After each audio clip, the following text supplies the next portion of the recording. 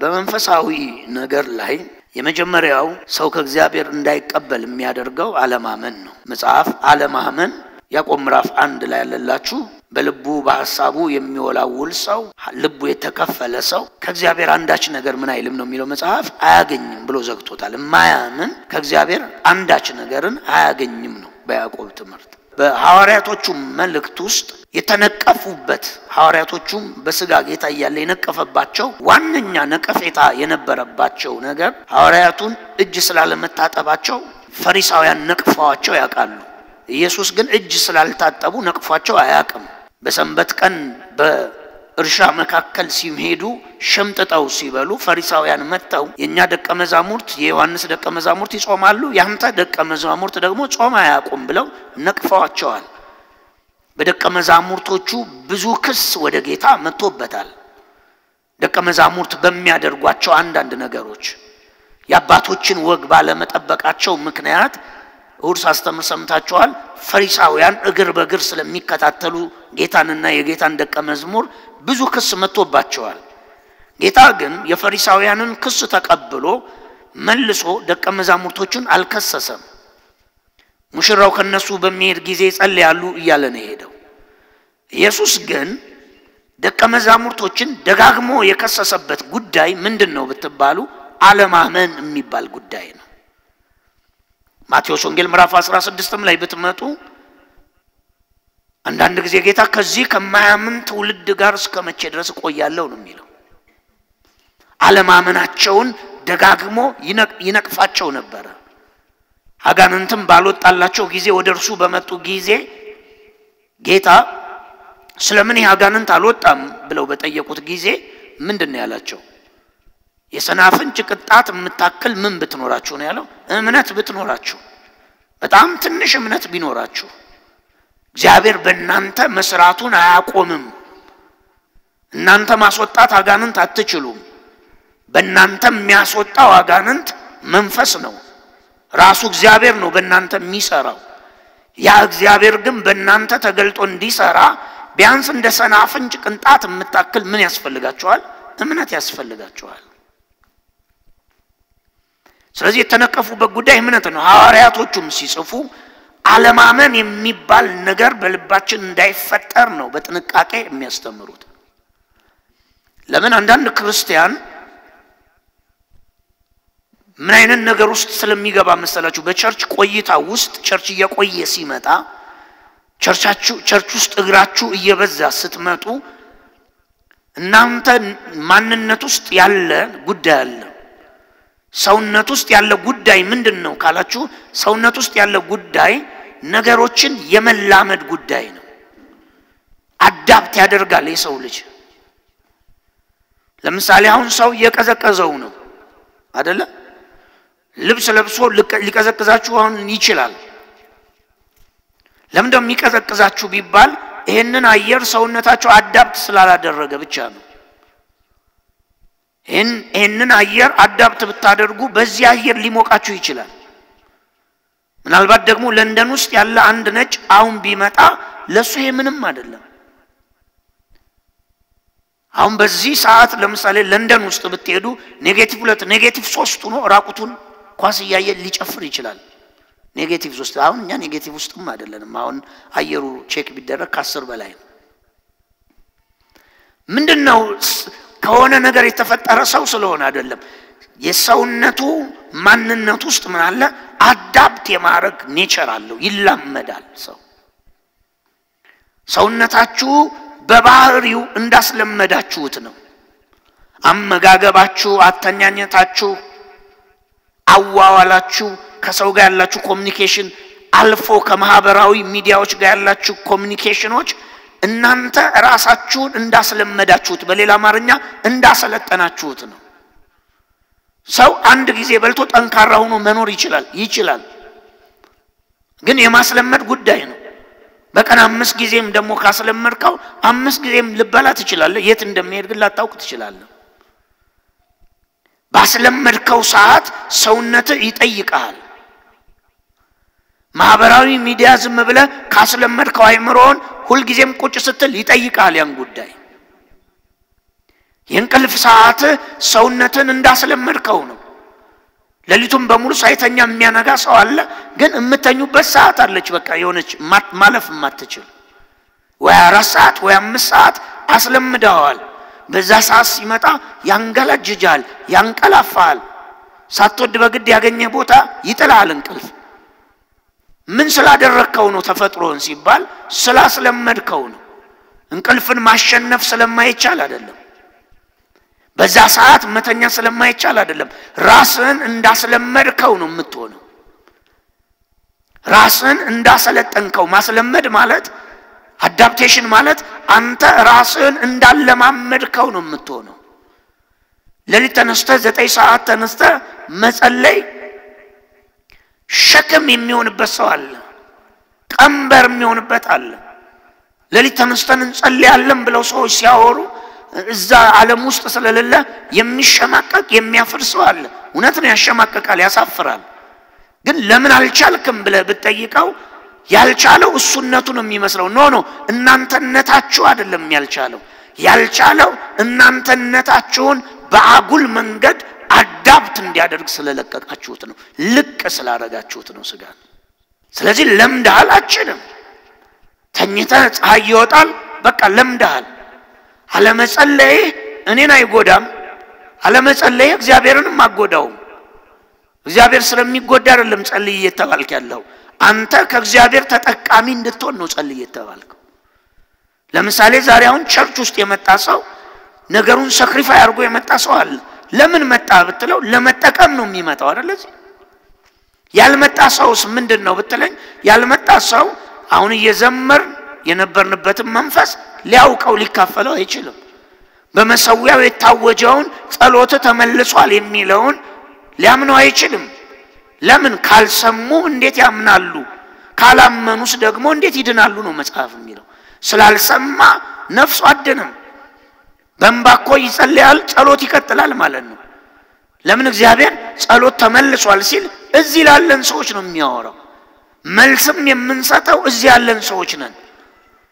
በሌላ አማርኛ ያልሰሙትን አምነው ሊፈጸምላቸው አይችልም። አሁን ቤቱ ያለ ሰው ያልሰማውን አምኖ ይሆንልኛል እንዲህ አይነት አዋጅ ቢል ሊሆን አይችልም። በአንድ መርህ እነሱ በዚህ ራይ በኔ ቅባት ስር ስላሉ እኔ ከጸለይኩ ብቻ ለነሱ የሚሆንበት ሚስጥር ነው ያለው። እናንተ ግን ብታምኑ በእናንተና በእናንተ ስር ላለ ጉዳይ ብቻ ነው። እናንተ ስለ ቤታችሁ፣ ስለ ቤተሰብ፣ ስለ ልጆቻችሁ ብታምኑ ይሰራል። ስለ አንድ የቸርች ሰው ግን ብታምን አይሰራም። እኔ ባምን ሊሰራ ይችላል። ለምን? በመንፈስ ዓለም በእኔ ስልጣን ስር ስላሉ፣ ቤተሰብ በአንተ ስልጣን ስር ስላለ። ስለዚህ በሌላ አማርኛ ልምምድ ነው ህይወት። አሁን ይሄን የምነግራችሁ ምንድነው? ልምምድ ሲሆን አዳፕት ስታደርጉ ሰው አደገኛ አዳፕቴሽን የሚባለው ይሄ ነው። ራሱን በመልካም ጸሎት ማስለመድ፣ ሆድን ጾም ማስለመድ፣ ለሊት ተነስቶ መጸለይ ማስለመድ ጥሩ ነው። ራሳችሁን የመጀመሪያ 1 ሳምንትና 2 ሳምንት ነው የምትቸገሩት። ምቱት ራሳችሁን፣ ተነስ ንቃ በሉት። መጽሐፍ ቅዱስ ስታነቡ የሆነ የሚደብክ ነገር ሲመጣባችሁ መጽሐፍ ቅዱሳችሁን አቅፋችሁ አተኙ፣ ንቃ ተነስ በሉት። እግራችሁን ውሃ ውስጥ ዘፍዝፉ፣ ፊታችሁን ታጠቡ። ለምን? ከጥቂት ቀን በኋላ ያ ቀንበር ይሰበራል። ለሚመጣው ተጽዕኖ ግን ራሳችሁን ሰሚት ካረጋችሁ ከተሸነፋችሁለት ህይወት ባለበት ይቀጥላል። ለሚመጣ ተጽዕኖ ለምሳሌ ቁጭ እየጸለይኩ የሆነ ዱካክ፣ ሸክም፣ ጫና፣ አጋንንታዊ ፕሬዘንስ ቢመጣ አሚን ብዬ ከተቀበልኩት ወደኔ የመጣው ሊጫነኝ ነው፣ ሊያጫውተኝ አይደለም። ወደኔ የመጣው እኔን በራሱ ኮንትሮል ስር ሊያስገባኝ ነው። ተነስቼ ብቃወመውስ? ለዛ ነው መጽሐፍ ዲያብሎስን ተቃወሙ ከናንተ ምን ይላል ነው የሚለው? ይሸሻል። ዲያብሎስን ዝም በለው ካለ ዝም ብትለውስ? ከመጽሐፉ በተቃራኒ ከሆነ የምትሄደው ዝም ስትለው ይይዛል፣ ይቆጣጠራል፣ ይዞት በመጣው ፕሮግራም ውስጥ ያስገባል። ለዛ ነው ሳይጫን ሳይቆጣጠር በፊት አስቀድመ መምታት ያስፈልጋል። ለዛ ነው መጽሐፍ ተቃወሙት የሚለው። ስለዚህ በቸርች ውስጥ ሰው ምፈራላቸው ነገር ቸርች ውስጥ ለሚኖሩ ሰዎች ምፈራው ነገር መንፈስ እና የእግዚአብሔርን ቃል ልምምድ እንዳያደርጉት ልምድ እንዳያደርጉት። የእግዚአብሔር ቃል ሁሌም አዲስ ነው። የእግዚአብሔር ቃል ትኩስ ነው። የእግዚአብሔር ቃል ሁሌም የሚሰራ በሁለት በኩል የተሳለ ሰይፍ ነው። ስሙኝ፣ የእግዚአብሔር ቃል መንፈስም ልክ እንደዛው ነው።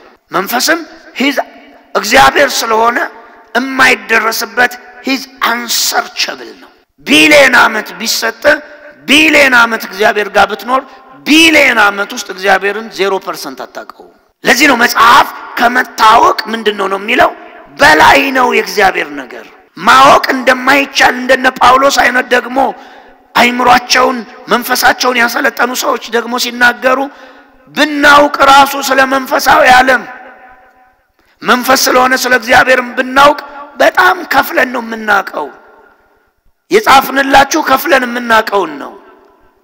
መልእክት አድርገን ያወራነው የሰበክነው ከፍለን የምናውቀው ነው። ነገሩ በሙላት የሚታወቀው ሰማይ ሲኬድ ነው የሚል ነው መልእክታቸው። ለምን እየተወራ ያለው ስለ ፍጥረት አይደለም፣ እየተወራ ያለው ስለ እግዚአብሔር ነው።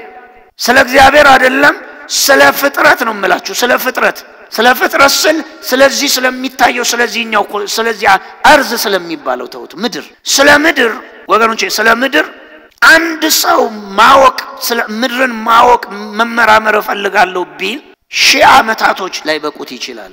ለዚህ ነው የምታዩት የትምህርት ክፍፍል በሙሉ ማወቅ ስለማይ ሁሉ ሰው ሁሉን ጠቅልሎ ለማወቅ የ1000 ዓመታት እድሜ ቢሰጠው አይበቃም። ለዚህ ነው የሆኑ ባለሙያዎች ውሃን ያጠናሉ፣ ውሃን ብቻ። የሆኑ ደግሞ አፈር ያጠናሉ፣ የሆኑ ደግሞ ስለ የብስ ያጠናሉ።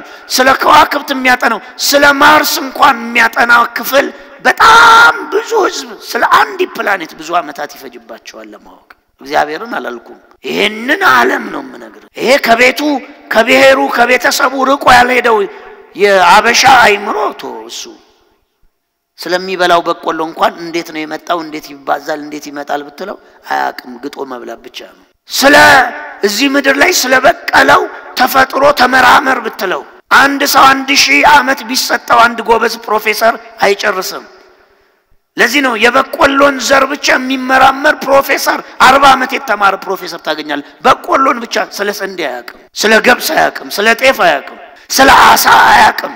ፍጥረቱ የምነግር ፍጥረት ይሄ እግዚአብሔር ሰማያት ነው የፈጠረው። ሰማያት ማለት ከዚህ የሚበልጡ ሌላ ከመታወቅ በላይ የሆኑ የመንፈስ ዓለሞች አሉ።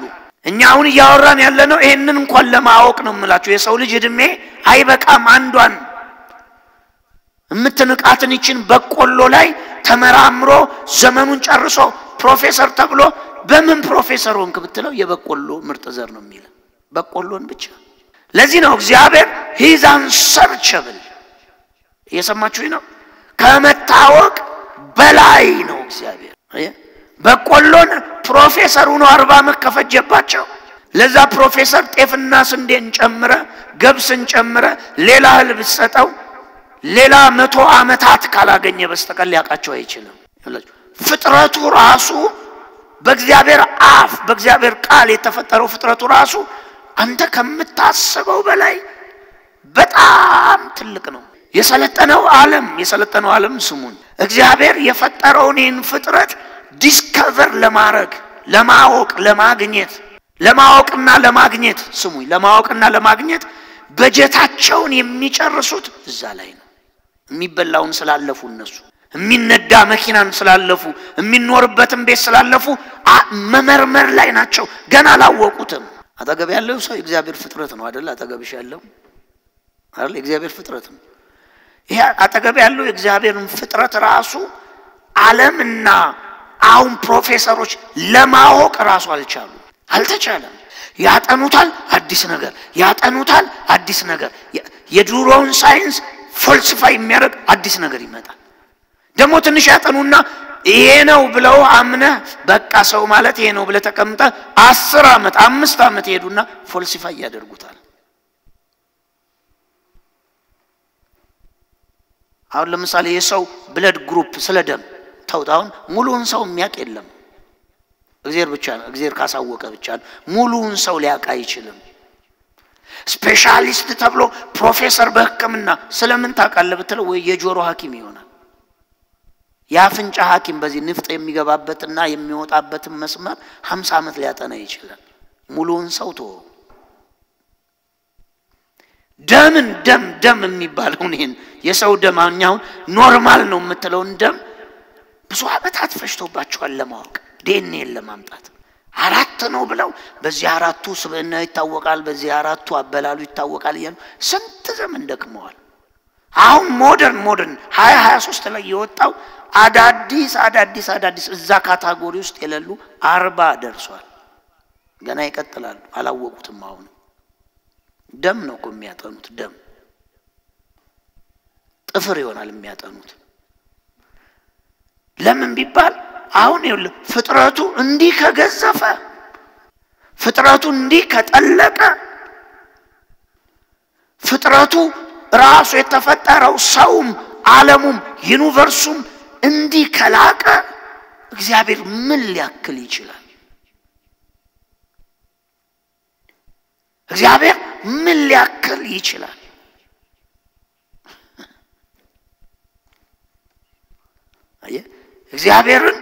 እግዚአብሔር የሚባለው እግዚአብሔርነቱ ፈጣሪው ላይ ከመምጣቱ በፊት ፍጥረቱ ላይ ራሱ ቁጭ ብለ ስትመለከት መቻወቅ ነው እኛ እኮ ዝም ብለን ነው ገምተን የምንኖር ሰዎች ነን ማወቅ ሲጀምር ነው የምደነግጠው ምን ሲጀምር ነው ማወቅ ሲጀምር ለዛ ነው ጌታ እኮ ሲያስተምር ሰምታችሁ ከሆነ እንዲህ ፍጥረታዊ ምድራዊ በመሳሌ ሲነገር ያላወቃችሁ መንፈሳዊ ነገር ቢነገራችሁ እንዴት ይገባችኋል ያኛው ዓለም ደግሞ በጣም የላቀ ነው ራሱ ዓለሙ ስፒሪት ነው ሂውጅ ነው ዓለሙ ራሱ እዚያውን ከምናወራው ዓለም በላይ ጥልቅ ነው ምን ያልክ ነው ብትሉኝ የሚታወቅ አይደለም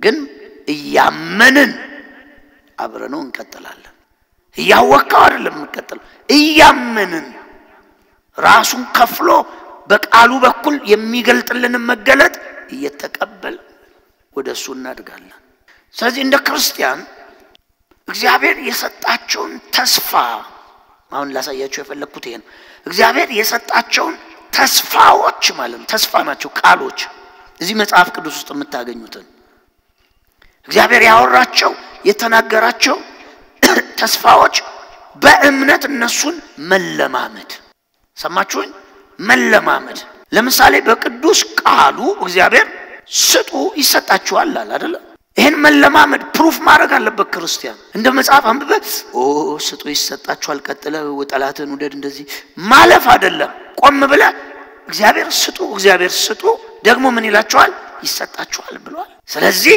ይሄንን ተስፋ ቃል ምን ማለት አለብኝ መለማመድ አለብኝ ፕራክቲስ ማድረግ አለብኝ ማየት አለብኝ ይሄ ቃል በህይወቴ ምን ብሎ ሰርቶ እንደ ሃይማኖት መጥቼ እንደ ሃይማኖት እግዚአብሔር ስጡ ብሏል ሲሰጡ ይሰጣችኋል ከዛ አሜን ሃሌሉያ እስኪ አጠገብ ያለውን ስጥ በለው ስጥ ይሰጣል በለው ይሰጣል አሜን ሃሌሉያ ወተን እንድትሄድ አይደለም ልምምድ ያልኳችሁ ይሄ ነው ጎጂ ልምምድ ያልኳችሁ ይሄ ነው አይኖቻችሁ የተከፈቱ እግዚአብሔር በቃል ውስጥ የሰጣችሁን ተስፋ ቃል እኔ ህይወቱ ስለምን እንደማይሰሩት ብለ ማየት ፈልጋለሁ ብለዋል ብለ እነሱን ደግሞ ማጣቀሻ የተስፋ ቃሎች ይዘ አደርገዋለሁ ውጤቱን ደግሞ ማየት ምን እላለሁ ፈልጋለሁ ለምሳሌ ዲያብሎስን ተቃወሙ ከናንተ ይሸሻል እቃወምና ማየት ፈልጋለሁ ሲሸሽ ሲሄድ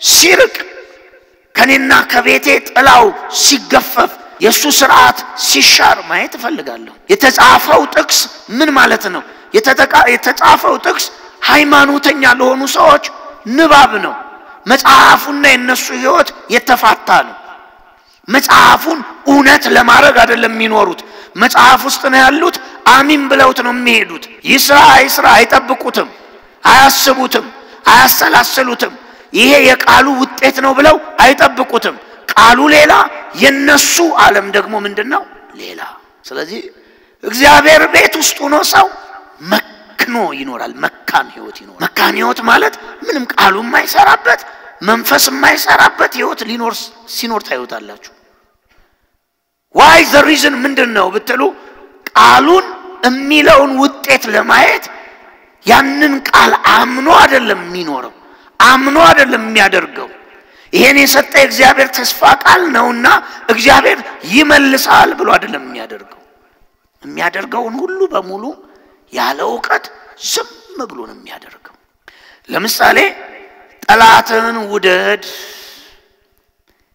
ይቅር ብትሉ ይቅር ተባላላችሁ ብሏል አይደል እግዚአብሔር ቃል ይሄ ማለት ይኸውላችሁ ይቅር ብትሉ ስለ ይቅርታ አይደለም እያስተማረ ያለው ይቅርታን ብትለማመዱ አይደል ብትሉ ማለት እኮ አንተ ፕራክቲስ ብታደርገው ማለት ነው ይህ ተራራ ተነቅለ ወደ ባህር ውደቅ ብትሉ የሚለው ቃል የመጣው አንተ ፕራክቲስ ብታደርገው ማለት ነው ባጭሩ ብትለማመደው ብታደርገው ማለት ነው ተጽፎልህ አንብበህ መጽሐፍን ዘግተህ ብተኛ ይለም እዚህ መጽሐፍ ውስጥ ያገኘውን የተስፋ ቃል እዚህ መጽሐፍ ውስጥ የበራልን የብርሃን ቃል አንተ ወስደህ ወደ ድርጊት ብቀይረው ብታደርጉት ይቅር ብትሉ ይቅር ምን ትባላላችሁ ብትሉ ማለቱ ምን ማለት መሰላችሁ ወንጌል ውስጥ ስፔሻሊ ጌታ የተናገራቸው ብትሉ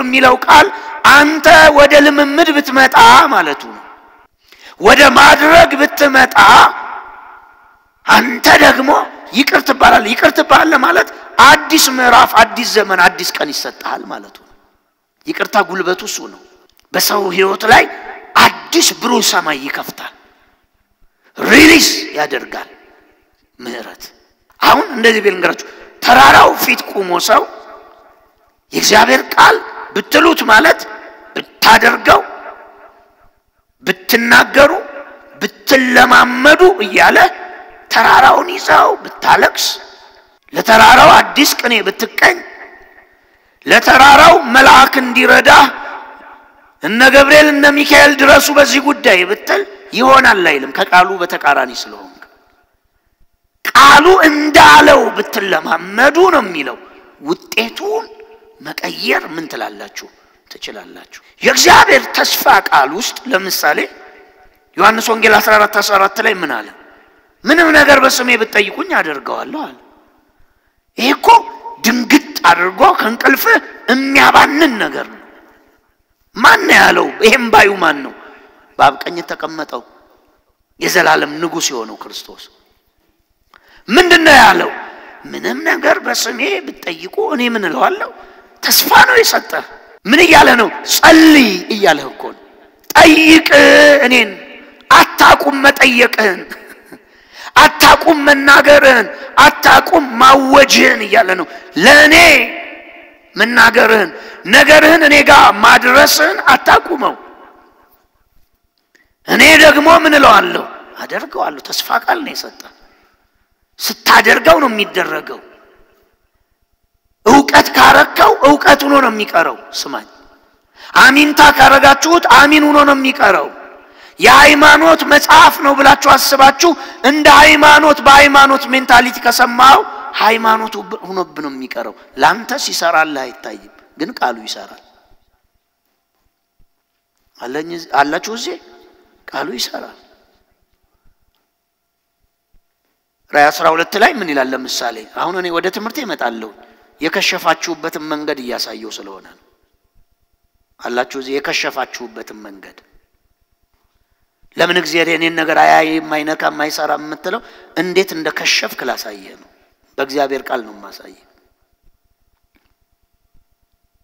ራዕይ 12 ላይ ምን እንደሚለው ራዕይ 12 ላይ ከምስክርነታቸው ቃል የተነሳ ዲያብሎስን ምን አሉት ነው የሚለው ድል ነሱት ከቃል ምን ያለ የተነሳ ከምን አይነት ቃል ከምስክርነት ቃል ከበጉ ደም የተነሳ በኃይለኛ ቁጣ የወረደውን ክፉ ዘንዶ ምን አሉት ነው የሚሉት ድል ነሱት አሸነፉት ከምን የተነሳ ከምስክርነት ቃልና ከምን ከደሙ የተነሳ እሺ ደሙ ሌላ መንፈሳዊ ሥርዓት ነው ከኔ የምስክርነት ቃል የተነሳ የሚቀየር ነገር አለ ወይ የሚለወጥ ነገር አለ ወይ የሚስተካከል ነገር አለ ወይ እኔ አሸንፋለሁ ጠላቴ ይሸነፋል ወይ አዎ አየ ካልተለማመድከው ግን ይሄን የተስፋ ቃል ይሄን የብርሃን ቃል አግኝተ እንደ ሃይማኖት ሥርዓት አንብበ በጣም አሪፍ ዕውቀት ነው ያወራው ብለ ቁጭ ካልክ ቁጭ ነው የሚለው ዕውቀት ካረከው ዕውቀት ነው የሚሆነው የሃይማኖት ነገር ካረከው ሃይማኖቱ ነው ይቀራል ሃይማኖት ደግሞ የለወጠው የቀየረው ያዳነው የፈወሰው የባረከው ሰው በመድር ላይ የለም ሃይማኖት የሰው ሥርዓት ብቻ ነው የእግዚአብሔር ሕያውነት ውስጡ የለበትም ለምን ሰራለት አሁን እኮ ለሁሉ ክርስቲያን አይሰራም ወይ ቃል ይሰራል ሃይማኖተኛ የሃይማኖት መጽሐፍ ስታደርጉት የመጽሐፍ ግን ታቀፈዋለ ተሰማዋለ ተሳለምና ተተኛዋለ ስትመጣ ድረጥሬነ ስትመጣ ድረጥሬነ ቼንጅ የሚባል የለም ለምን ላንተ የመጽሐፍ ምንድነው አሚን ብለው ሃሌሉያ ዛሬ የሰበከው አፖስቶል ሃሌሉያ ሃሌሉያ እንድትለኝ እኮ አይደለም እኔ ሕይወትን እንዲቀይር ነው እኔ ማወራው ለኔ እንደሚሰራ ላንተ እንዲሰራልህ ነው እኔ ማወራው አንተ ደግሞ ደስ የሚል ሃሌሉያ ሃሌሉያ የዛሬው ቃል ብለ ከዛ ስትሄድ ከዚህ ግቢ ረስታው አጠገብህ ካለው ሰው ጋር ሐሜት ይዘ ደግሞ እዛው ዲሰበን ድረስ ትሄዳለህ ከዛ ስትመጣ እንዲሁ ወንበሩ ፌድ አረገ የቸርች ወንበር መቼም ካሌር ወደ ሰማይ ጌታ እንደቀመጡ ይወስዳል እንጂ ኖ ቼንጅ ማለት ነው ለውጥ የለውም ህይወት ለምን አንተ እምሰማበት ቃሉን ሜንታሊቲ ላይ ነው ችግሩ ቃሉ አይደለም ችግሩ አንተ እዚህ ተስፋ ቃል ውስጥ ያሉ እግዚአብሔር በክርስቶስ በሰጠህና ክርስቶስ ደግሞ ተስፋ አድርጎ በሰጠህ ጉዳዮች ላይ ያለ እርግጠኝነት ያለ መጠባበቅ ያለ አማኝነት ያለ ውጤት ጠባቂነት ነው ሚስጥሩን የሚያሰራው እኔ አሁን ስጥ የሚል ቃል አገኘው አይደለ ቀጥሎ ውጤቱ ምንድነው ይሰጣል የመጀመሪያ የምሰጠው የእግዚአብሔር ትእዛዝ ስለሆነ አንድ ላለው በውስጤ ሁለተኛ ካልሰጠው አይመጣም አይደለ ራሴን አስጨንቄ አይልዱ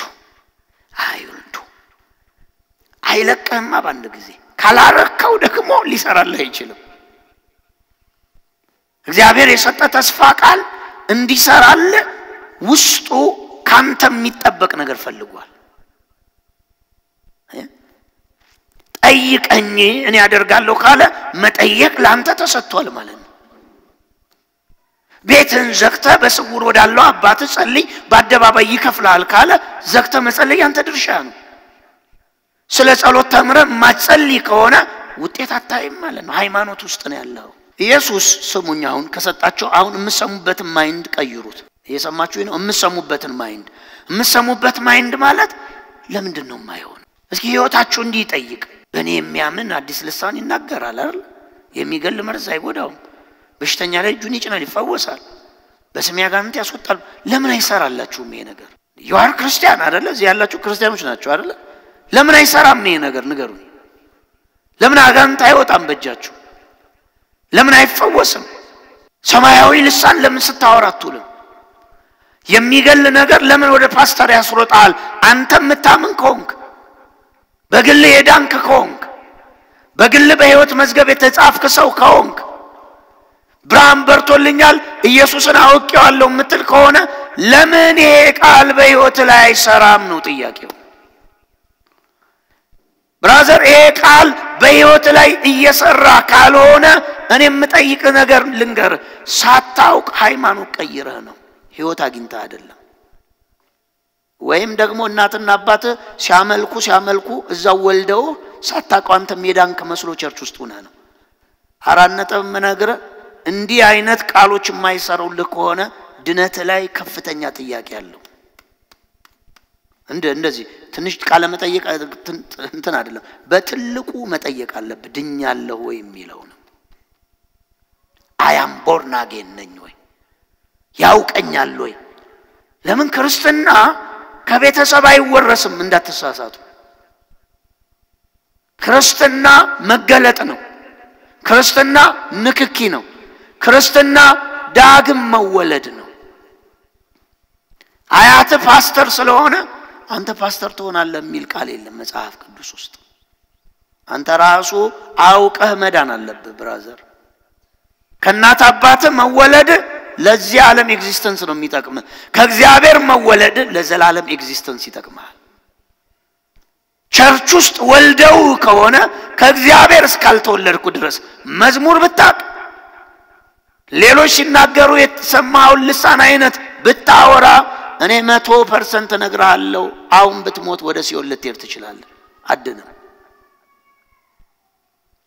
በግል ጌታ መቀበል አለብህ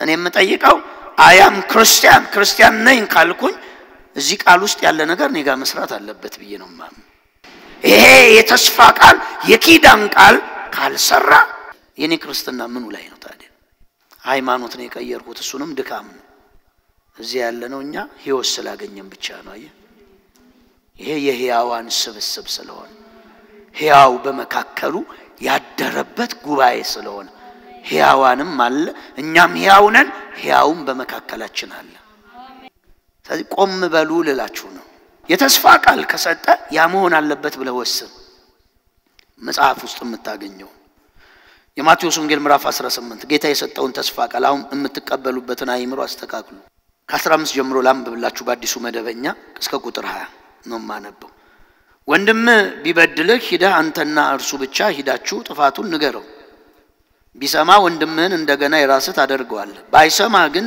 ነገር ሁሉ በሁለት ወይም በሶስት ምስክሮች ቃል ስለሚጸና አንድ ወይም ሁለት ሰው ይዘህ አናግረው እርሱም ባይሰማ ለቤተክርስቲያን ንገር ቤተክርስቲያንም ባይሰማ እንደ አሕዛብና እንደ ቀረጥ ሰብሳቢ ቁጠራው 18 እውነት እላችኋለሁ በምድር ያሰራችሁት ሁሉ በሰማይ ይታሰር ይሆናል በምድር የፈታችሁት ሁሉ በሰማይ ይተፈታ ይሆናል ይሄ ማሰርና መፍታት ለሰይጣን አይደለም እንድታውቁ ይሄ ማሰርና መፍታት ከሰው ጋር የሚገናኝ ነው ይሄም ለቸርች የተሰጠ ተስፋ ነው በምድር የታሰረ በሰማይ የታሰረ በምድር የሚለው ለሰይጣን አይደለም ይሄ ተነግሮት የቤተክርስቲያንን የመጨረሻ የስልጣን ቃል ለማይሰሙ ሰዎች የተነገረ ነው የቤተክርስቲያንን የርቅ መልእክት ለማይሰሙ ሰዎች ነው ታስረው በሰማይም የታሰሩ ይሆናሉ ባለዳ ሆኖ ነው ሰማይ የሚሄዱት ይሄ የቸርች አውቶሪቲ ነው የቸርች ስልጣን 19 ደግሞ እውነት እላችኋለሁ በምድር ላይ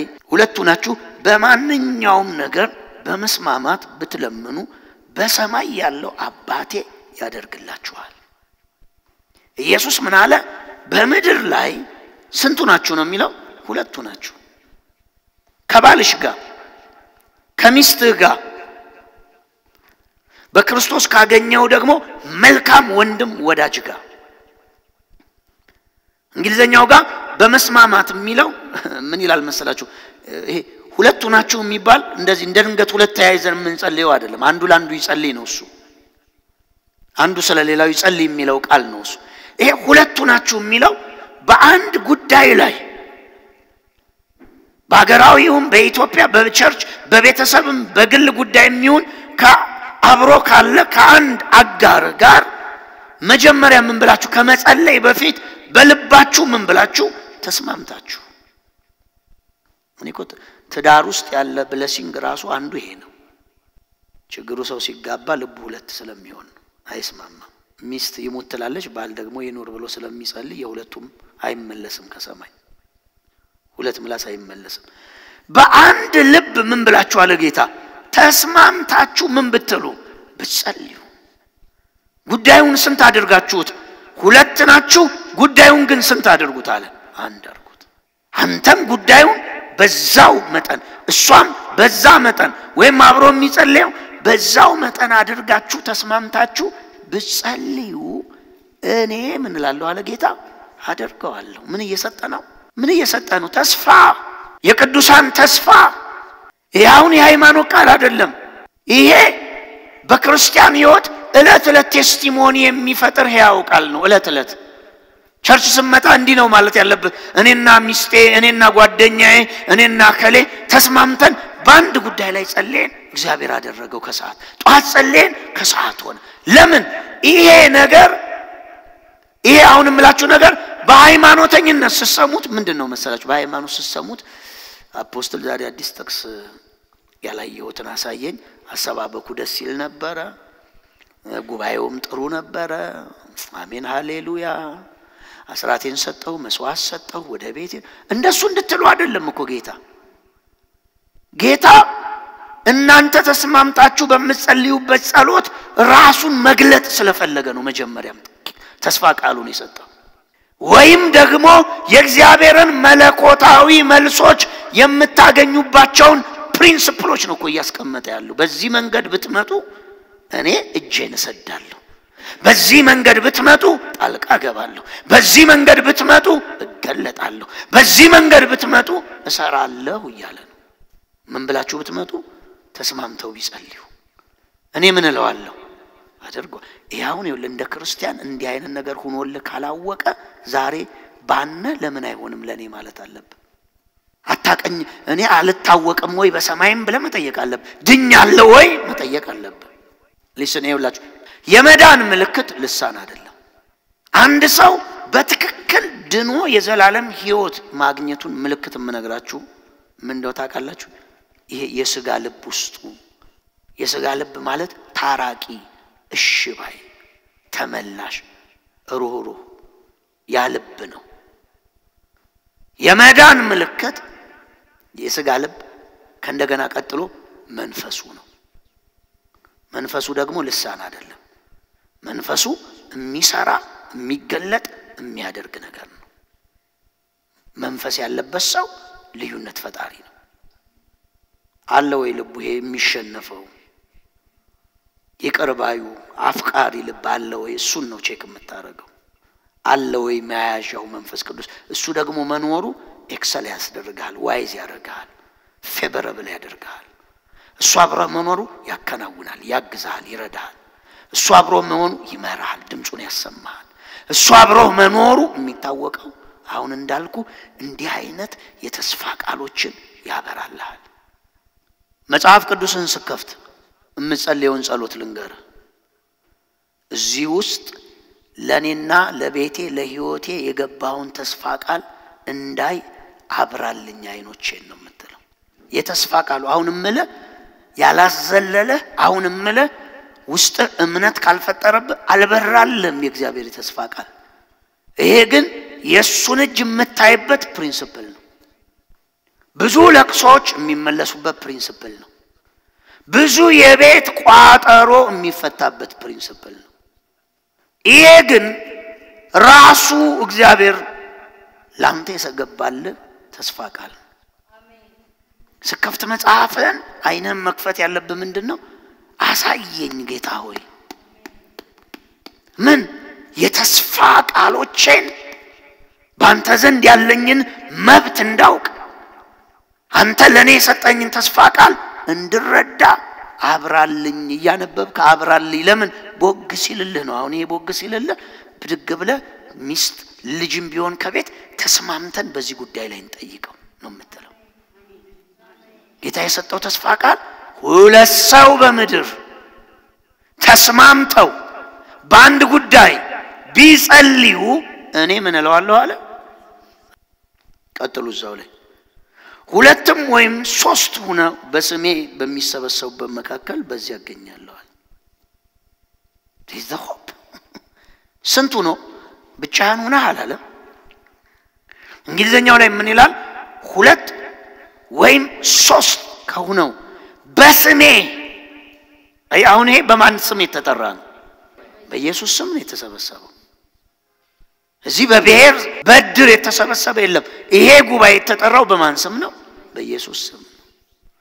በዛ ስብሰባ ውስጥ ነው የሚለው። እንግሊዘኛው ላይ እንደዚህ ይላል፣ በመካከላቸው ድዋል አደርጋለሁ።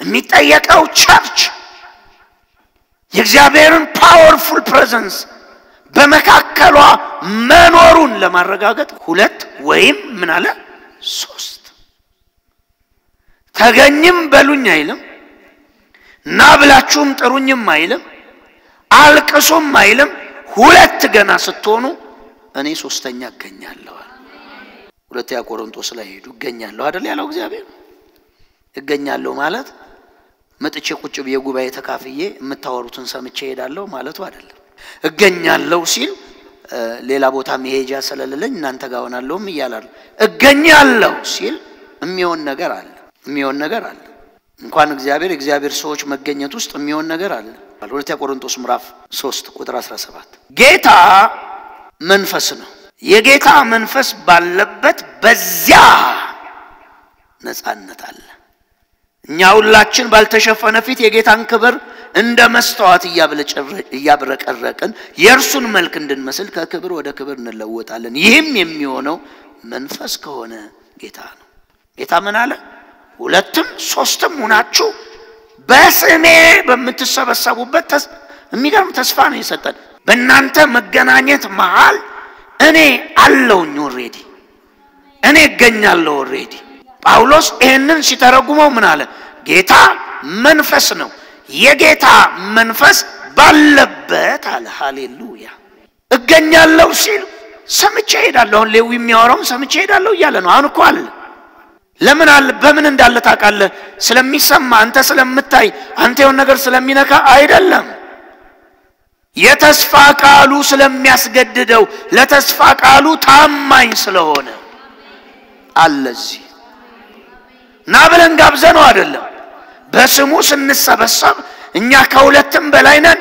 ኦሬዲ አሁን በመንፈስ አብሮናል ለምን የሚገስጸውን እየገሰጸ ነው የሚመልሰውን እየመለሰ ነው የሚያድነውን እያዳነ ነው መንገድ የሚያሳየውን መንገድ እያሳየው ለምን ስላለ ጳውሎስ ምን አለ ጌታ ግን መንፈስ ነው የጌታ መንፈስ ባለበት በዛ ምን አለ አርነት አለ በሌላ አማርኛ ሲገኝ ምን ይፈጠራል አርነት አለ መፈታት አለ መለወጥ አለ ቀንበር መሻር አለ አዋጅ መገልበጥ አለ ወሬ መቀየር አለ ተገኝቶ ታዝቦ አይሄድም ተገኝቶ አይቶ አይሄድም ተገኝቶ ምንድነው የሚሉት ብሎ አይደለም የሚሄደው መገኘቱ ለመፈታት ነው መገኘቱ ለታምራት ነው መገኘቱ ለፈውስ ነው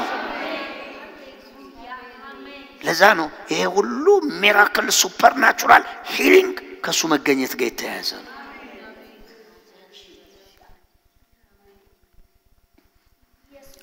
wherever you go የትም ሂድ የትም ስበክ ሚሊዮን ሰው ይክበብ you feel the presence የሱ መገኘት ከተሰማ ከዛ ደቂቃ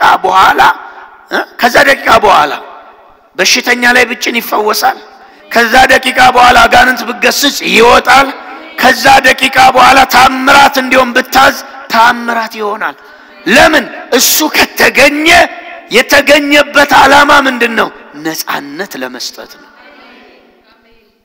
ሉቃስ 4 ላይ ሄዱ ሉቃስ 4:18 እንዲህ አለ ጌታ ጥቅልሉን ሰጡት ከምረበዳ በጸሎትና በመንፈስ ተመለሰ ምን አለ ጥቅልሉን ተረተረና የጌታ መንፈስ በእኔ ላይ ነው በሌላ አማርኛ የጌታ መንፈስ በላይ ነው አዋጅ አይደለም ለምን ከዚህ ቃል በኋላ የጌታ መንፈስ በላይ ላይ ነው ካለ በኋላ አለ እኔ ላይ ካለ በኋላ ቀጥሎ ወደ ምን ገባ ነፃ ወደ ማውጣት ነው የገባው ለምን የእግዚአብሔር አብሮነት የእግዚአብሔር መገኘት የጌታ መንፈስ ከኛ ጋር እኛ ባለንበት የመምጣቱ የመሆኑ የመገለጡ ሚስጥር የመጨረሻ ውጤት ምንድነው ካላችሁ የጌታ መንፈስ ባለበት በዛ ምን አለ በሌላ አማርኛ የጌታን መንፈስ የተሸከመ ሰው ለምንድነው የተጠራው ብትለው አርነት ነው ላይ ያለው የጌታ መንፈስ ካለ በመካከል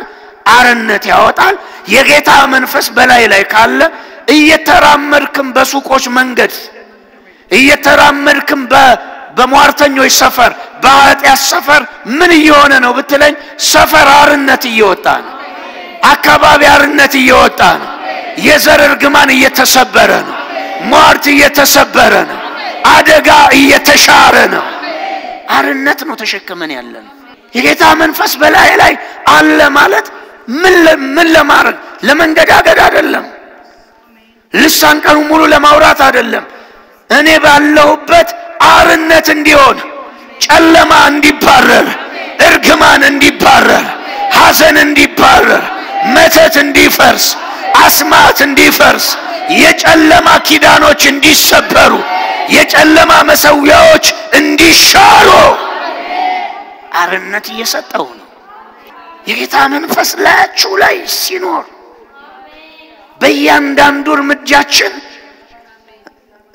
ለዘመናት እዛ ሰፈር፣ ለዘመናት እዛ አካባቢ፣ ለዘመናት እዛ ቦታ ላይ የሚሰሩ መናፍስታዊ አሰራር እየሻርን ነው የምናልፈው፣ እየሰበርን ነው የምናልፈው፣ እያፈረስን ነው የምናልፈው። እውነተኛው ብርሃን ላይ ሲመጣ ልፈውስ ብላ አይደለም፣ ስትነካ ይፈወስልሃል። የጌታ መንፈስ ላይሽ ላይ ካለ ጉሊትም ስገቢ የብር የተቀያየር ላያቸው ላይ ያለ እርግማን ይሰበራል። የታሰሩበት ገመድ ይበጠሳል። የተያዙበት የእርግማን ኃይል ይሻራል። አካባቢው ላይ ያለ ድግምት ይፈርሳል። የወጣ የሞት ኃይል ይሰበራል። ላይ ብርሃን ሲኖር ስለ ፈውስ አስተምረ፣ ስለ ታምራት አስተምረ እስኪት ጋር አሻሽታ አይደለም። ስትቆም ገና ኢየሱስ እኮ ይውላችሁ የጌታ መንፈስ በላይ ላይ ነው አለ። እዚህ ማርቆስ አሁን ሉቃስ ላይ ያነበብኩላችሁ። ዮሐንስ ግን ሲመለከተው እንደዚህ አለ፣ በድቅድቅ ጨለማ በተያዘ ዓለም ውስጥ ብርሃን ወደዚህ ዓለም ምን አለ ነው የሚለው መጣ። በጨለማው ላይ ምን አለበት አበራበት። ጨለማ ምን አላለውም ነው የሚለው አላሸነፈው። አየ የጌታ መንፈስ ብርሃን ነው ላይ የደረስክበት ቦታ ላይ አርነት ይወጣል። እየጨበጡ ይፈወሳሉ። እየተራመድክ እርግማን ይሰበራል።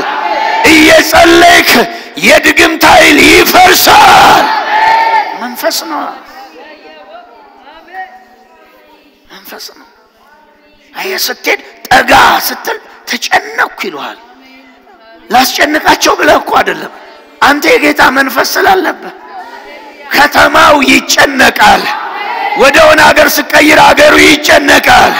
ወደሆነ ሱፐርማርኬት ስገባ ሱፐርማርኬቱ ይጨነቃል። ወደሆነ ስፍራ ስትሄድ የአካባቢ ላይ ያለ መናፍስት ይጨነቃል። ለምን? መንፈስ በላያችሁ ላይ አለ። እርግማንን የሚሰብር መንፈስ ላያችሁ ላይ አለ። ጨለማን የሚገፍ መንፈስ ላያችሁ ላይ አለ። ሞት የሚችር መንፈስ ላያችሁ ላይ አለ። የጌታ መንፈስ ባለበት ምን አለ ነው የሚለው? የት ነው የጌታ መንፈስ ያለው? በመካከል። የት ነው የጌታ መንፈስ ያለው? በላይ ላይ። የጌታ መንፈስ የት አለ? እዚህ አለ። የጌታ መንፈስ የት አለ? ላይ አለ። ለዚህ ነው ስጋ ለባሽ በፊቴ መቆም ምን አይልም አይችልም። ረጋሚና ደጋሚኔ ባለውበት መስራት ምን አይልም አይችልም። የታሰረ ነገር እኔ ባለውበት መኖር ምን አይልም አይችልም። ደዌ ጨለማ እኔ ባለውበት መገኘት ምን አይልም አይችልም። እውነተኛዋ ቤተ ክርስቲያን መልክ ይሄ ነው። የእውነተኛዋ ቤተ ክርስቲያን መልክ የቱ ነው? ይሄ ነው። በግራሺ በቀኛ 10,000 ይወድቃል፣ ክፉ ወደ አንተ ምን አይልም። መውደቅ አለበት። ታክሲ ላይ መውደቅ አለበት። ሰፈሩስ መውደቅ አለበት። ጉሊቱስ መውደቅ አለበት። ስራ ቦታ ላይ መውደቅ አለበት። ስጨብጠው መውደቅ አለበት። ስትገባ መጨነቅ አለበት። መረበሽ አለበት ሀገር